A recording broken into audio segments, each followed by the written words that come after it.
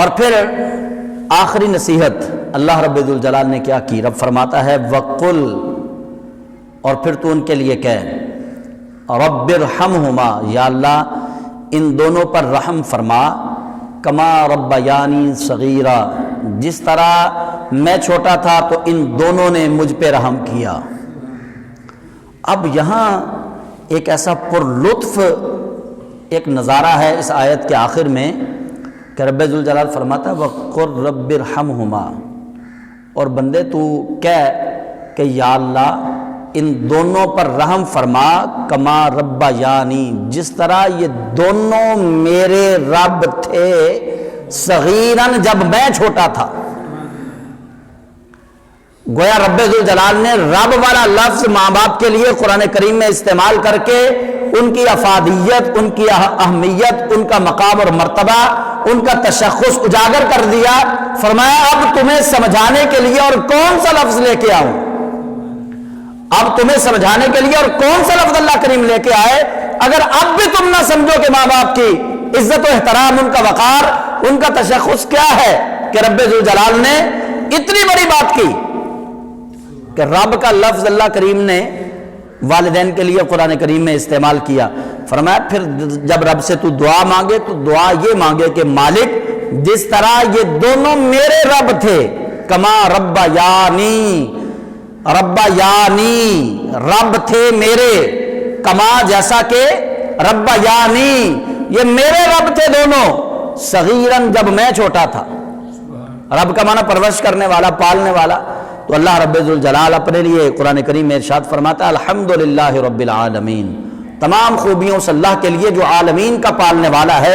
یہاں لفظ رب اللہ نے اپنی ذات کے لیے استعمال کیا، اور دوسری طرف رب ذوالجلال ہمیں حکم دے رہا ہے حضور کے امتیوں کو کہ رب سے جب دعا مانگو تو اس دعا کے اندر والدین کا تذکرہ یوں کرو کہ جس طرح اپنے رب کا تذکرہ کر رہے ہو۔ کما ربیانی صغیرا۔ اچھا رحم کی دعا کیوں؟ اور بھی کوئی دعا ہو سکتی، جنت کی دعا بھی ہو سکتی تھی۔ رب ارحمہما، رحم کی دعا ہی کیوں؟ جنت کی دعا کیوں نہیں؟ بچہ جب چھوٹا ہوتا ہے نا تو ماں باپ کے دل میں ان کے لیے ہوتا ہے رحم۔ رحم اس کیفیت کو کہتے ہیں کہ جو برے سے برے کام کرنے پہ بھی انعام بخشے۔ رحم اس کیفیت کا نام ہے کہ جو ایسا کام جو بندے کی نظر میں عطاب والا ہو، عذاب والا ہو، لیکن اس پہ بھی اس کو بخش دیا جائے، معاف کر دیا جائے، ساتھ انعام بھی دے دیا جائے۔ بچپن میں بچہ جب شرارتیں کرتا ہے نا تو بعض دفعہ اس کی شرارتیں ایسی ہوتی ہیں کہ ان پہ دوسرا بندہ کبھی معافی نہ دے، لیکن ماں باپ پھر بھی اس وقت رحم کرتے ہیں۔ ماں باپ اس پہ اس وقت کرم کر رہے ہوتے ہیں، رحم کر رہے ہوتے ہیں۔ تو رب ذوالجلال نے رحم کی دعا اس لیے کہا، فرمایا جس طرح تو بچپن میں تھا تیرے والدین تجھ پہ رحم کرتے تھے، تجھ پہ رحمت کرتے تھے، اب جب یہ بوڑھے ہو گئے اب ان سے ایسے کام سرزد ہوں گے۔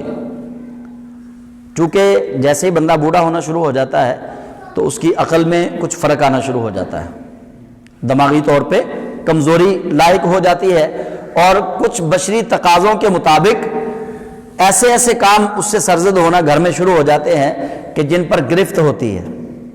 اب رب ذوالجلال فرما رہا ہے کہ جیسے انہوں نے بچپن میں تجھے پالا، تیرے ساتھ شفقت والا، محبت والا معاملہ کیا ہے، اب رب سے تو نے دعا کرنی ہے کہ یا اللہ میرے والدین بوڑھے ہو گئے، مالک اب ان پہ رحم کرنا۔ یا اللہ اگر کوئی کام ایسا کر بھی لے جو تیری بارگاہ میں باعث گرفت ہو، مالک میرے ماں باپ کی گرفت نہ کرنا، یا اللہ میرے ماں باپ پہ رحم کرنا۔ فرمایا اب تو اپنے والدین کے لیے یہ دعا کر۔ اب ہوگا کیا؟ اللہ کے حبیب سرور کائنات صلی اللہ علیہ وسلم اس کی تشریح آپ نے اپنے لفظوں میں کی، میں اس کا مفہوم بیان کر رہا ہوں۔ فرمایا جو ماں باپ کے لیے ایسی دعا کرے گا اس کو جنت کی خوشبو 1000 سال کی مسافت سے ہی آنا شروع ہو جائے گی، کہ وہ جنت سے اتنی دور ہوگا کہ جنت پہنچتے پہنچتے اس کو 1000 سال لگے گا، لیکن وہ جنت سے 1000 سال دوری پہ ہوگا، جنت کی خوشبو اس کو آنا شروع ہو جائے گی۔ اور جو ماں باپ کا نافرمان ہوگا، رب کے حبیب صلی اللہ علیہ وسلم فرماتے ہیں کہ وہ جنت کی خوشبو جو 1000 سال کی مسافت تک آنا شروع ہو جاتی ہے، تو جو ماں باپ کا نافرمان ہے وہ اتنی دور دور تک آنے والی جنت کی خوشبو سونگھ بھی نہیں سکتا۔ یہ نافرمان کے لیے عذاب بھی ہے کہ وہ جنت کی خوشبو جو جنت سے 1000 سال بندہ دور ہو وہاں تک وہ جنت کی خوشبو جاتی ہے، لیکن جو والدین کا نافرمان ہے وہ جنت کی خوشبو سونگھ بھی نہیں سکتا، اور جو اپنے ماں باپ کی فرما برداری کے اندر اپنی زندگی گزار دے، رب فرماتا ہے ابھی وہ جنت سے 1000 سال دوری پہ ہوگا کہ میں اس کے ناک کے اندر جنت کی خوشبو اس کو عطا کروں گا۔ یہ تھوڑا بڑا انعام ہے اللہ رب الجلال کا۔